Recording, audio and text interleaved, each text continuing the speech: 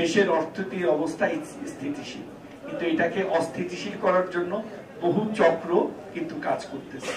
সর্বজনীন pension scheme বাস্তবায়ন ও বিবিধ উপস্থিত রয়েছেন সম্মানিত প্রিন্ট ও ইলেকট্রনিক মিডিয়ার সম্মানিত আমার সহকর্মীদ্বয়কে। স্যারের সাথে সাথে আমরা ওই কৃষি প্রণোদনা বিতরণের সময় ওইখানে যাবো। আমরা সবাই এখানে বেশিরভাগই জনপ্রতিনিধি, আমাদের প্রশাসনের লোকজন আছেন। সকলকে আমি আমার আন্তরিক উচ্চ বিদ্যালয় আন্দিগুলিয়া মাদ্রাসা চৌবড়িয়া মাদ্রাসা লিস্ট করে রেখেছেন। আমি প্রথমেই মাননীয় প্রধান অতিথি মহোদয়কে একটি দাওয়াত করার জন্য দাঁড়াইছি। উপকরণ বিতরণ এবং সমাপনী অনুষ্ঠান থাকবে। আমি উপস্থিত সকলকে চারটি বিদ্যালয়ে পানি প্রবেশ করেছে নিশ্চিন্তপুর এবং আমরা পুরো কাজটা করতে পারতেছি না। দুই পক্ষ স্যার আপনার কথা নির্দেশ নেয় যে সকল বন্যা স্কুল বন্যা কবলিত হতে পারে সেগুলো ষষ্ঠ উপজেলা পরিষদ প্রথম সভার আজকের এই সভা সম্মানিত সভা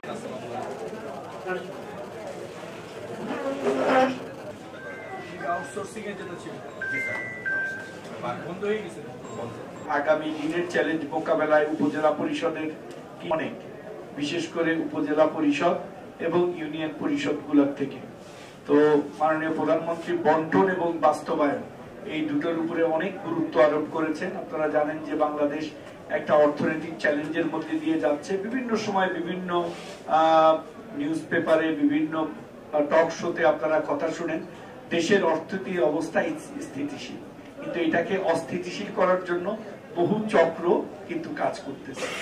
এবং এই যে অনাকাঙ্ক্ষিত অসময়ে বন্যা, তো আমার মনে হয় যে প্রথম যে কাজটা এখন সেটা হলো এই যে সামনের যে বন্যা বা যে দুর্যোগগুলি, এই বন্যা না শুধু যে কোনো দুর্যোগ মোকাবেলায় আমাদের 24/7 একটা রেডিনেস থাকতে হবে এবং তাৎক্ষণিক আমাদেরকে ব্যবস্থা নিতে হবে যাতে কোনোভাবেই সাধারণ মানুষ কষ্টের মধ্যে না থাকে। আর বিদ্যুতের ব্যাপারে কথা হয়েছে, এই বন্যা পরিস্থিতি মোকাবেলার জন্য একটা ইমার্জেন্সি টিম, সেইখানে আমাদের ইঞ্জিনিয়ার, পিআইও, স্বাস্থ্য কর্মকর্তা, কৃষি কর্মকর্তা, আমাদের পশু